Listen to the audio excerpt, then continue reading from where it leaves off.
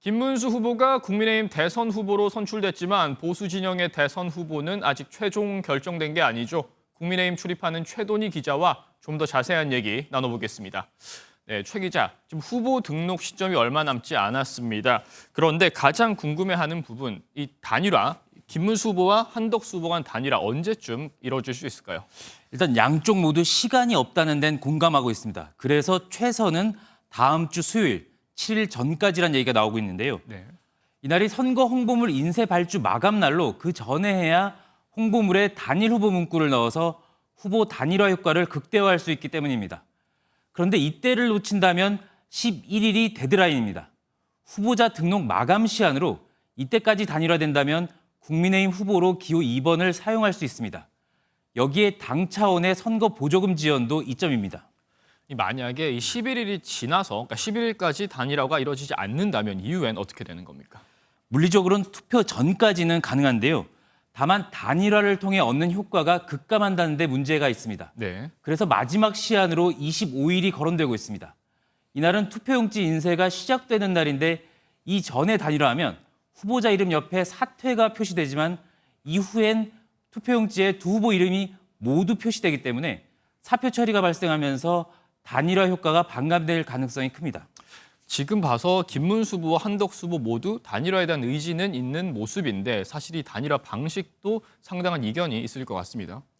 그래서 선거에 이기기 위해서 후보들이 힘을 합쳐보자는 게 바로 단일화인데요. 때문에 방식은 결국 후보들의 몫입니다. 경선은 당원 50%, 일반 국민 50%였지만 단일화는 국민 경선 100%로 조정될 수 있습니다. 본선 경쟁력을 고려하지 않을 수 없기 때문입니다. 네. 한 전 총리는 중도 확장성에 대한 기대감으로 시작됐지만 정작 출마율로는 보수 강성 지지층이 키우고 있는 정치적 특성이 관건인데요. 국민의힘 한 의원은 후보 간 지지율 격차가 크지 않아서 방식을 두고 후보 간 신경전이 있을 수 있다고 내다봤습니다.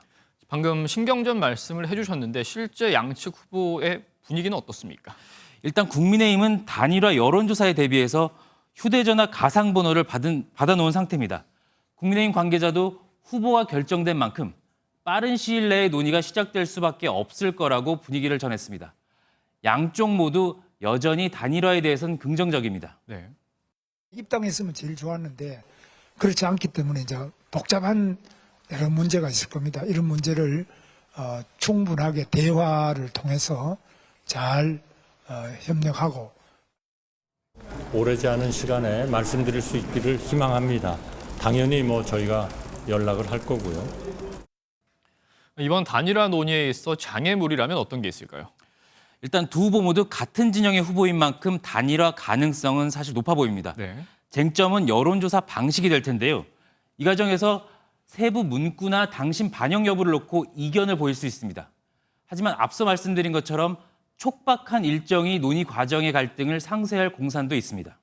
그럼 지금까지 얘기한 일정이라든지 이견을 넘어서 단일화가 됐다고 가정을 해보죠. 이 두 후보 간의 단일화 파급 효과는 얼마나 될까요? 아직 예단하기는 어렵지만 폭발력은 이전 사례보다 크지 않을 거란 관측이 많은데요. 네. 당대당, 지역 간 등 지지층 확장 개념이 이전보다 크지 않기 때문입니다. 지금까지 대선에서 단일화는 모두 4차례 있었는데요. 이 중 3번은 단일화한 쪽이 이겼습니다. 단일화한 쪽이 졌던 18대 대선에서는 논의 과정에서 갈등을 겪다가 한쪽이 전격 사퇴하면서 반쪽 단일화로 역효과가 난 겁니다. 결국 시기나 방식, 논의 과정, 이 3박자의 단일화 성패가 달려 있어 보입니다. 네, 말씀 잘 들었습니다. 지금까지 정치부 최돈희 기자였습니다.